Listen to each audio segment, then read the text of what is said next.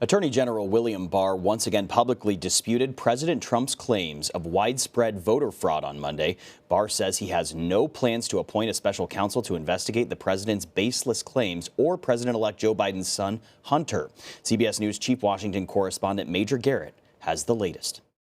Sequestered in the White House yet again, President Trump received several rebukes today from outgoing Attorney General William Barr. First, on the possibility Mr. Trump would call for a special counsel to investigate voter fraud, something Barr himself found no evidence of. If I thought a special counsel at this stage was the right tool and was appropriate, I would name one, but I haven't, and I'm not going to. The president was considering naming Sidney Powell to that role, a conspiracy theorist so off-kilter she was dropped from the Trump campaign legal team. Powell and the president reportedly discussed seizing voting machines to search for fraud. That, too, was knocked down by the attorney general today. I see no basis now for seizing machines by the federal government. Meanwhile, the president's re-election campaign is still fighting, asking the U.S. Supreme Court Sunday to nullify results from Pennsylvania, a full week after the Electoral College certified Mr. Biden the winner. Election law expert David Becker. The merits of it are laughable. What isn't laughable? The president's obsession with the election and his increasingly dangerous notions of how to subvert it. For the first time, we appear to have an American president who is detached from principles, from reality. And this should be very frightening. And Major Garrett joins me now. Major, thank you for coming on. President-elect Biden received the Pfizer vaccine on camera Monday. Now, is there any indication whether President Trump will be getting that vaccine? No indication whatsoever. That doesn't mean he won't get it, but there's no indication that if he does, he will do so as publicly as President-elect Biden.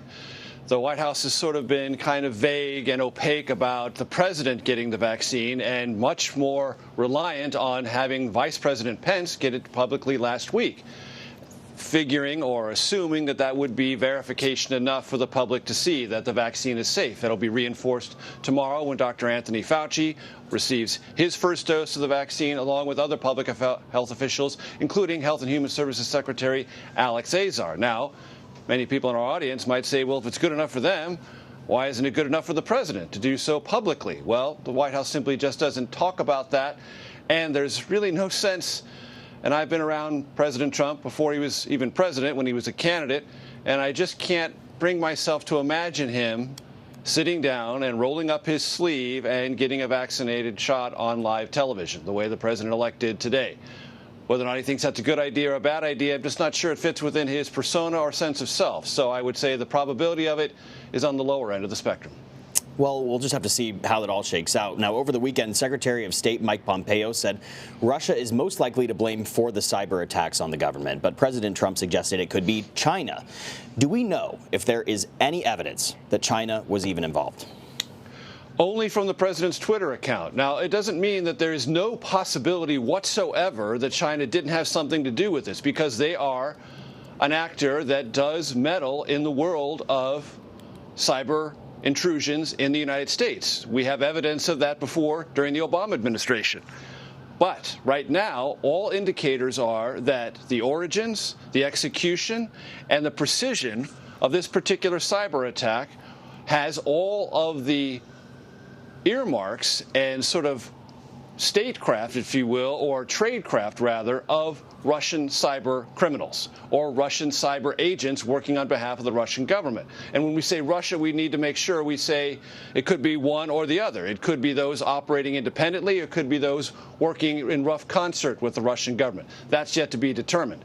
But all we have is the president saying, oh, it could be China, throwing it out as a possibility that you can't absolutely fundamentally rule out, but goes against everything that his other top cabinet officials have been briefed about and are comfortable saying publicly they have come to believe, meaning the Secretary of State, Mike Pompeo, and his outgoing Attorney General, William Barr. So, in a moment when the country is dealing with the after effects of a massive, possibly the largest ever cyber intrusion, the president at the top of our government is being ambiguous about who actually it is we should blame.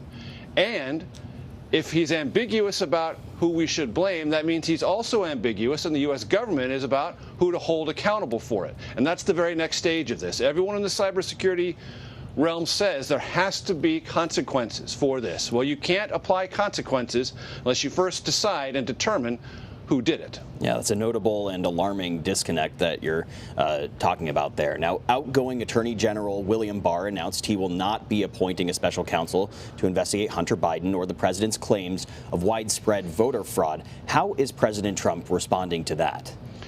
Well, just a few moments ago, he called in to Turning Point USA, which was having a conference in Florida, I believe. This is young conservatives, very strong pro-Trump supporters. And he called in and said, I need more backing from the Justice Department. The president said, again, without any evidence whatsoever, all sorts of evidence of election fraud has been uncovered, is his word. Well, that's not true. And he says he needs backing from the Justice Department. Well, his Attorney General at the top of the Justice Department, not once but twice, has said whatever evidence of fraud may exist, it is nowhere near enough to overturn or in any way bring into question the outcome of this election. That President-elect Biden won. And he said there's no need to have a special counsel even look into election fraud. And more importantly, because this was discussed recently here at the White House, the federal government ought not to and doesn't have legal authority to seize election voting machines. All of those things from the top Justice Department official put there by President Trump. Now, he leaves office on Wednesday, that does to say Attorney General William Barr, but he's sending a signal throughout the Justice Department, throughout this administration, what remains of it, and to Republicans in Congress. There is no there there.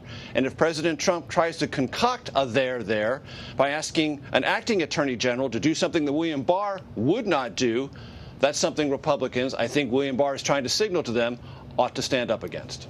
Now, recently pardoned former National Security Advisor Michael Flynn openly discussed a potential plan for the president to enact martial law in swing states. This would allow the U.S. military to essentially force a redo of the election. Flynn was then invited to the Oval Office Friday night for a lengthy meeting with Mr. Trump and other senior White House officials. Do we know what was discussed in this meeting, and is martial law actually on the table? No, it's not on the table if you believe the president's Twitter account, but on the table and being discussed in a theoretical way and being kicked around, that appears to have been exactly what happened in this meeting last week here at the White House. How specific, how much intention the president had behind this conversation, it's unclear. But the fact that Michael Flynn, who did, as you say, casually discuss the idea of deploying the U.S. military to essentially invalidate elections in swing states that President Trump lost and then redo those elections, have the U.S. military do that. Michael Flynn, who was a former general, former head of the Defense Intelligence Agency, worked in the Obama administration, was President Trump's first national security advisor, subsequently fired, we all remember. For him to say this casually, now he said that I'm not calling for it, I'm just saying it's possible. I'm just saying it's something the president ought to think about. That is taking all of this baseless set of allegations about election fraud and the election being rigged and the president winning in a landslide, which he most certainly did not, to another level, a dangerous level, that would even be casually discussed, kicked around in the White House, is a frightening development and unprecedented in our history. We've had close elections before. We've had contested elections before in the 19th century and in the 20th century, but never in our history has a sitting president, let alone a nominee of a major party, talked this way about an election after the fact, especially when the evidence is so clear what the outcome of that election actually was. Yeah, it's certainly a frightening prospect, martial law in the United States. Major Garrett, thank you so much. You got it.